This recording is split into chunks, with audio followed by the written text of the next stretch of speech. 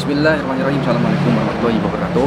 Nah teman-teman, ini banyak sekali yang request untuk review Mavic Pro jadul.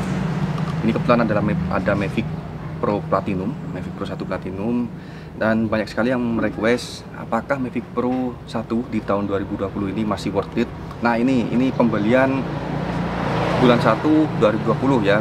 Jadi saya masih bilang nih worth it. Nah dari mana sisi worth itnya, nanti saya akan bahas satu persatu mengapa Mavic Pro jadul ini masih tetap worth it di tahun 2020. Oke, langsung cekibrot. Nah pertama yang akan saya bahas mengapa Mavic Pro 1 ini masih worth it di tahun 2020. Yang pertama adalah bentuknya yang foldable ya. Daripada kalian bawa Phantom, ini masih bisa tetap mengikuti zaman karena drone semua sekarang sudah pada foldable ya. Ini kita bisa masukkan ke kantong ya. Buat kalian yang sudah pegang Mavic Pro pasti tahu bahwa ini ringkas banget. Itu yang pertama teman-teman ya.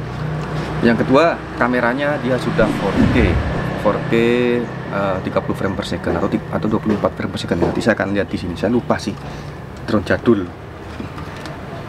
Yang kemudian yang ketiga, selain yang pertama bodinya foldable bisa dilipat-lipat, yang kedua kamera sudah 4K, yang ketiga ini sudah ada sensornya Bu.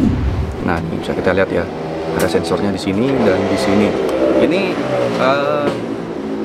syarat drone terbaru ya, jadi ya memang syarat drone yang sudah milenial tuh dia harus ada sensor depannya, jadi biar anti tabrak gitu kan, karena kita banyak teman-teman yang mungkin masih baru pertama menggunakan itu sangat membantu sekali.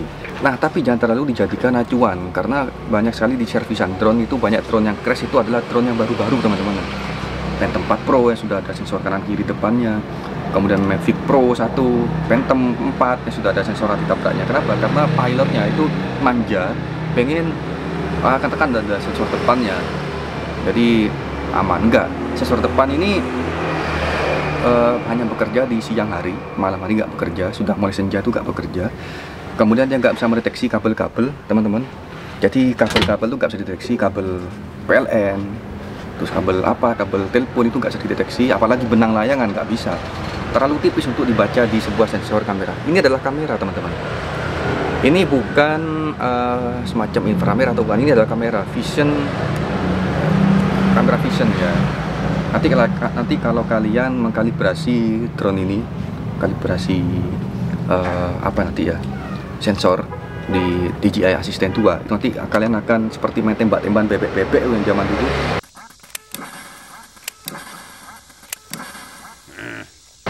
Nanti kalian begini kan. Nah di sini ada kameranya. Ini yang harus dikalibrasi teman-teman, begini. Itu ya. Kemudian dari segi berikutnya adalah segi kameranya sudah bergimbal 3 aksis teman-teman. Dan harganya sekarang sudah murah ya. Harganya itu sekarang Mavic Pro ini bekasnya ada 7,5, ada 8 juta. Yang basic bukan Pro, yang bukan combo.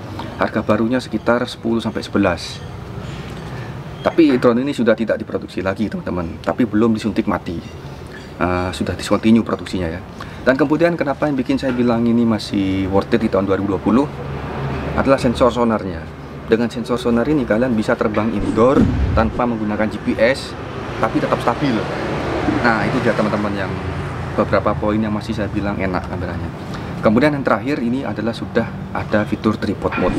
Phantom 3 ke bawah, Phantom 4 ke bawah itu belum ada tripod mode, jadi itu membantu banget ketika terbang indoor. Tripod mode itu akan bersinkronisasi dengan sonar di bawah, jadi sonarnya itu akan bekerja dengan ketinggian sekian. Sonar itu kalau nggak salah cuma 7 meter tok itu ya sonar itu ya. Nah tanpa ada GPS itu sonar sudah membantu menstabilkan. Coba kalian terbangkan Phantom 3 ke bawah di indoor, nggak dapat GPS, dia akan seperti atimode ya, dia akan atimode. Nah itu nggak membantu banget. Nah dengan ini drone ini bisa membantu banget daripada kalian pakai Phantom 4 yang segede gaban itu. Kalau terbang indoor terbang semua kerupuk-kerupuknya teman-teman. Nah kemudian sisi lain motornya udah kuat, daripada kalian beli Spark durasi terbangnya lebih lama. Ini ya 1-2 lah sama Mavic Mini. Teman Mavic Mini kan jauh di bawah ini speknya teman-teman. Mavic Mini belum ada sensornya, udah full sensor. Kemudian apa lagi ya, kita akan tengok di bagian software. Yuk kita hidupin dulu sekalian. Saya mau setting-setting karena ini drone-nya masih baru teman-teman, belum disetting sama sekali. Oke.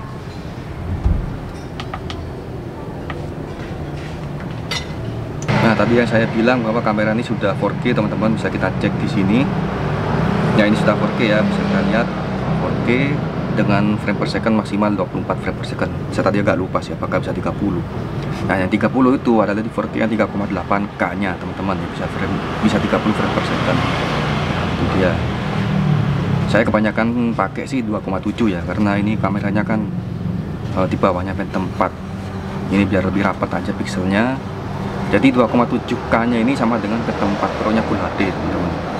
Kalau 4K nya ini sama kayak dengan Full HD nya Mavic 2 Pro.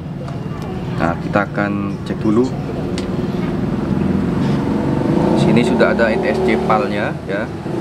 Kalau Mavic 2 Pro di firmware terbaru nggak ada teman-teman.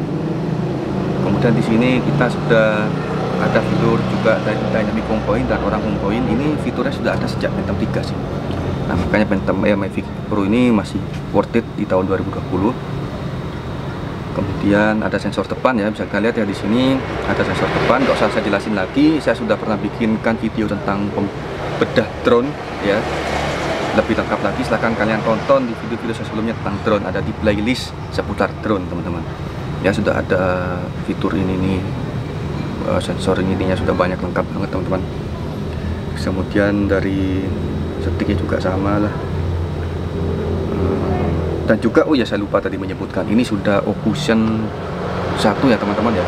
Ocution itu apa? Ocution itu adalah transmisi radionya itu sudah kuat banget, berapa watt ya gitu. Jadi ini kalau di kota saya pakai Phantom 4 tuh cuma bisa tembus 300 meter tuh udah jago banget. Nah, kalau pakai ini sampai 1 kilo lebih teman-teman, tergantung kotanya sih. Nah, baterainya sudah 3 sel, ini bisa kita lihat sudah 3 sel teman-teman ya. Jadi oke banget. Ntar udah rekam dulu. Oke, rekam ya. Kemudian apa lagi ya? Ini sensor sudah, sudah Ocution.